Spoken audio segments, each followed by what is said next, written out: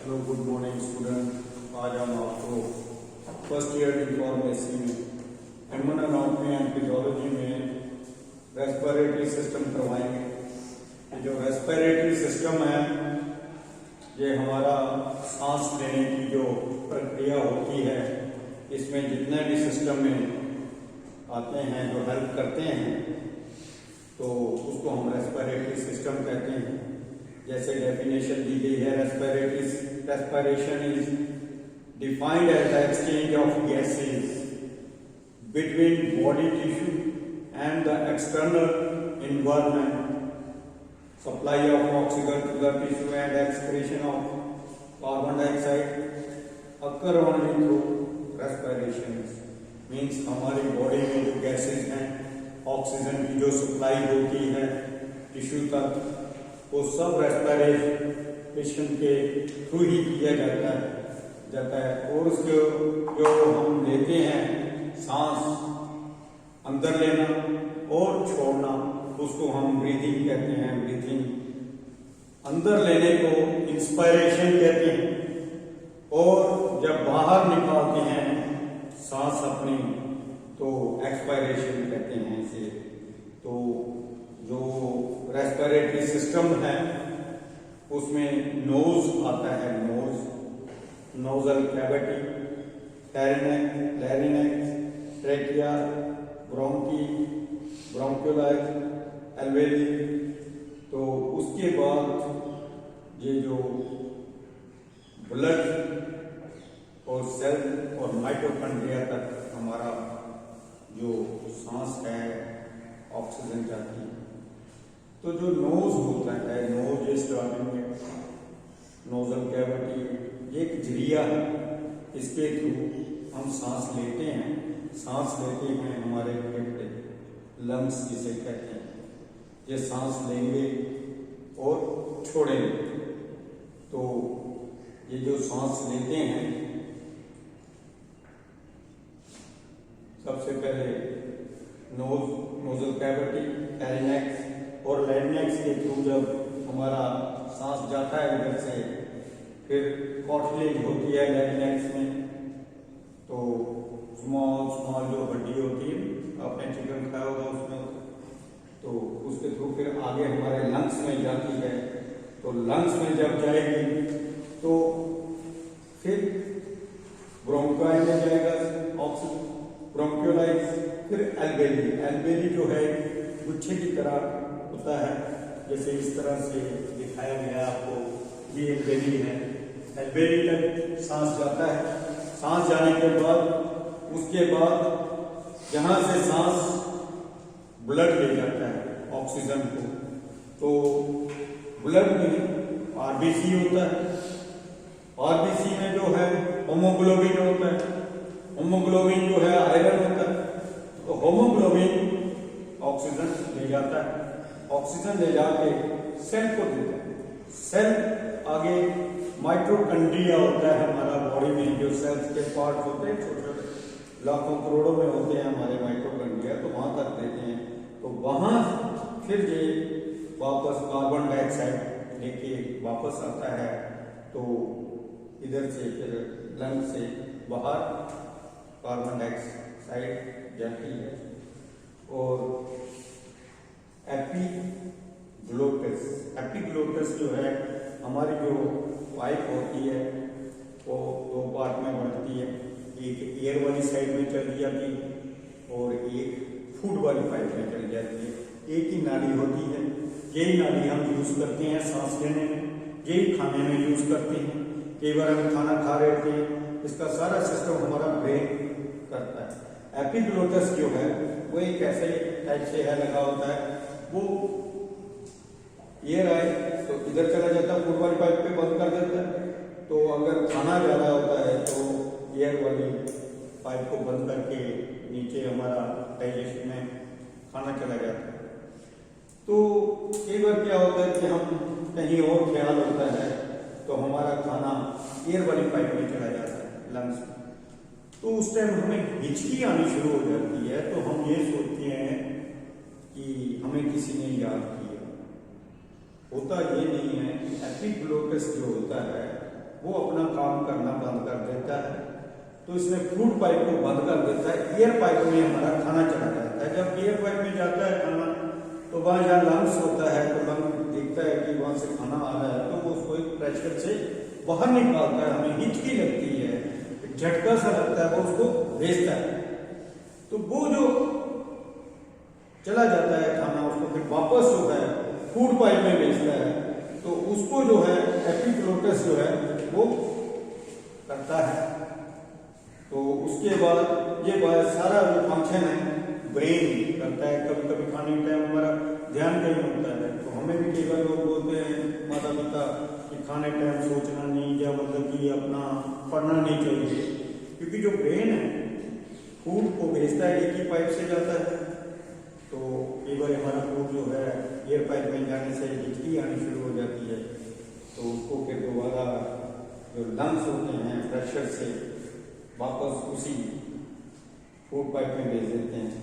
उसके बाद जो ये कार्बन मोनोऑक्साइड जो होते हैं, कार्बन मोनोऑक्साइड होता है, ये जो गैस होती है, धुआं होता है, सिकड़ी होती है, तो हीटर जो हम यूज करते हैं, तो वो एक गैस होती है, वो गैस होती है, कार्बन मोनोऑक्साइड होती है। कार्बन मोनोऑक्साइड जो है हमारा जो होमोग्लोबिन है बड़ी अच्छी से उसको खींच लेता है।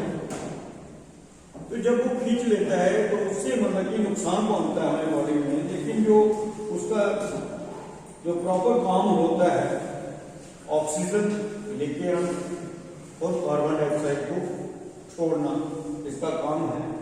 और ये क्रैश साइकिल जो है ये चलता है। उसके बाद एक इंसान जो होता है नॉर्मल पर्सन, जागने टाइम जो है 16 से 17 बार हम एयर लेते हैं, 16 से 17 बार। और उसके बाद जब आदमी सोया होता है तो वो 12 टाइम एयर लेता है पर मिनट, 1 मिनट में 12 बार। और जो बच्चा होता है छोटा, जो वो 20 से 25 से 26 बार हवा लेता है। तो ये जो हमारा कैपेसिटी होती है अपना एयर लेने की, वो हम एक बार में 500 ml लेते हैं। 500 ml आपको पता हो। तो उसके बाद जो कैपेसिटी है पूरे लंग्स की, वो 6000 ml की होती है। ये इतनी एयर जो है हमारा लंग्स जो है रख सकता है, इसकी कैपेसिटी जो है इतनी होती है। जैसे हमारा जो एयर लेने का सिस्टम होता है, जैसे हम एयर लेते हैं उसको कहते हैं इंस्पायरेशन। इंस्पायरेशन में आता है नाइट्रोजन। नाइट्रोजन हम लेते हैं 78%।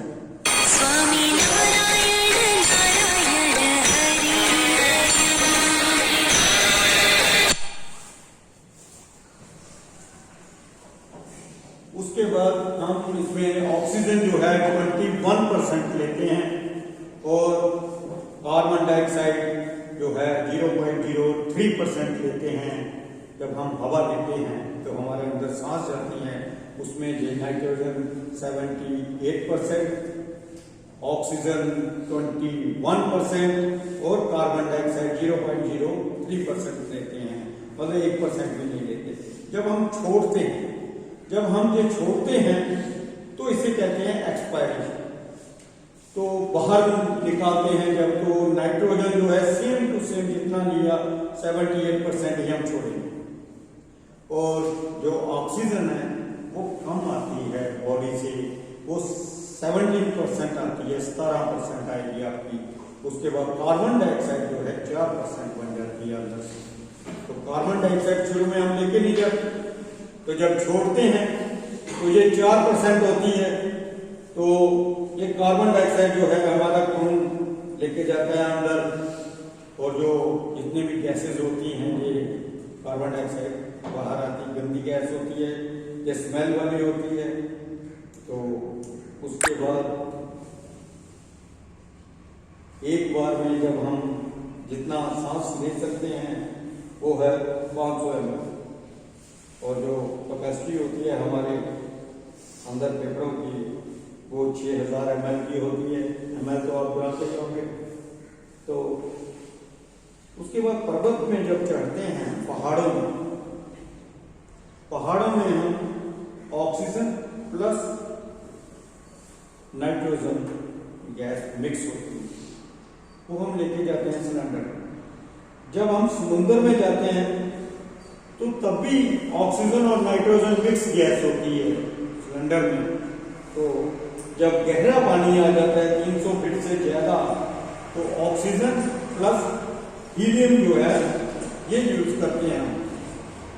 अभी केवल कोरोना के टाइम जो है, कोरोना अटैक करता है एल्वेली पे, तो एल्वेली जो है ब्लॉक कर देता है उसको, सांस की सप्लाई जो है, एयर की सप्लाई बंद हो जाती है, ब्लड लेके नहीं जाता, जिससे मतलब कोरोना ज़्यादा इफेक्टिव होता है और सांस में प्रॉब्लम आती है।